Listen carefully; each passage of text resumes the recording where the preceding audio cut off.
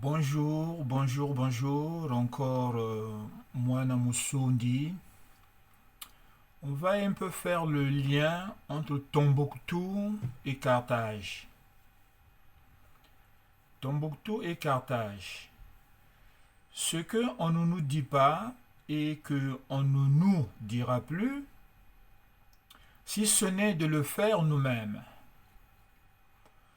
Tombouctou était la dernière tâche carthaginoise à nettoyer. Ancienne région de la Numidie à l'époque carthaginoise. Elle deviendra indépendante qu'après la chute de ses sources politiques. Cité, Carthage, Numidie. Donc, contrairement à ce qu'on veut nous faire croire, l'empire mandingue était plus qu'un grand royaume. C'était pas un empire, mais c'était un grand royaume. Il deviendra un royaume qui, qui refusait de croire qu'il allait aussi subir le sort de ses géniteurs.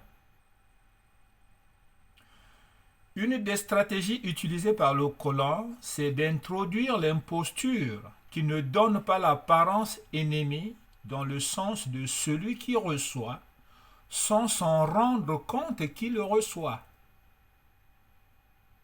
Sans s'en rendre compte qu'il est en train de recevoir. Dans le pays mandingue, le peuple était composé en majorité que des descendants misraïmites, que les Arabes appellent Misr, c'est-à-dire les Égyptiens. Mais quelle Égypte? La première Égypte, l'Égypte antique. Parce que le nom Égypte est donné par les Grecs. Mais c'est le pays de Misraïm, d'un pays Misr. Donc ce sont les descendants misraïmites, Misraïm est le fils de Cham, avec son frère Couch, Pout et d'autres. Cana aussi. Voyez-vous? Maintenant, la Numidie. La Numidie, c'est la présence des morts. Voyez-vous? Quand on parle des Mali, on l'associe avec les morts. Mais qui sont les morts?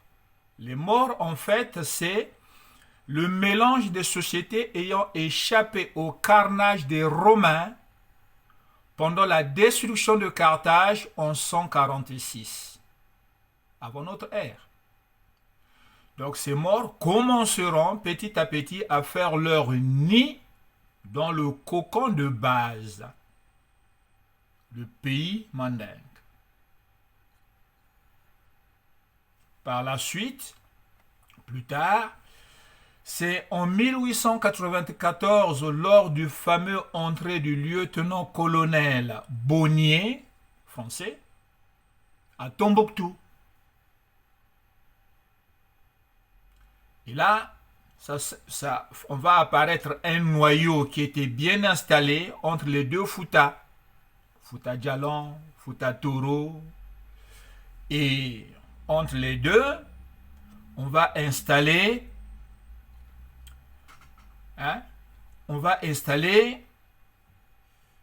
le noyau qui recevra la garantie d'une protection. Ce noyau n'est autre que ceux qui évoluaient dans la zone appelée Petit Soudan.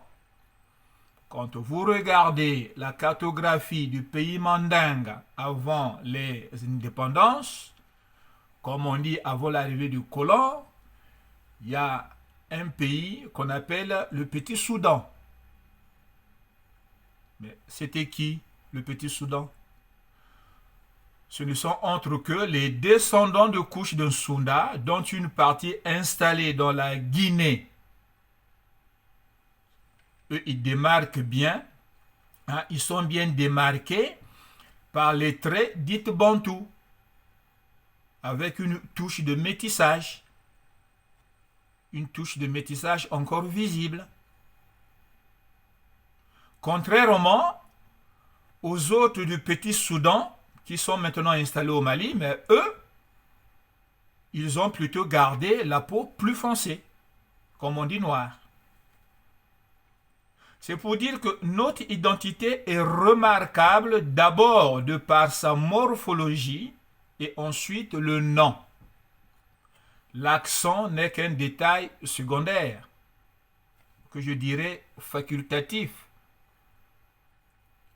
On peut se déplacer du nord au sud, il suffit de s'installer dans un endroit, l'accent change, c'est-à-dire on prend l'accent du milieu. C'est facultatif. Mais le nom, on sait déjà, de par ton nom, on sait d'où tu viens.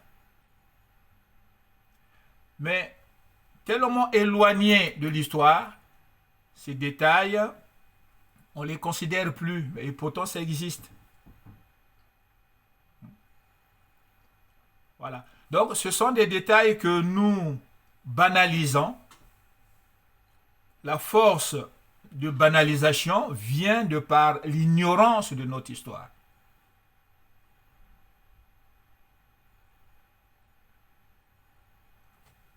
Tombouctou et Carthage. Voyez. Au revoir. C'était Mwana Musundi.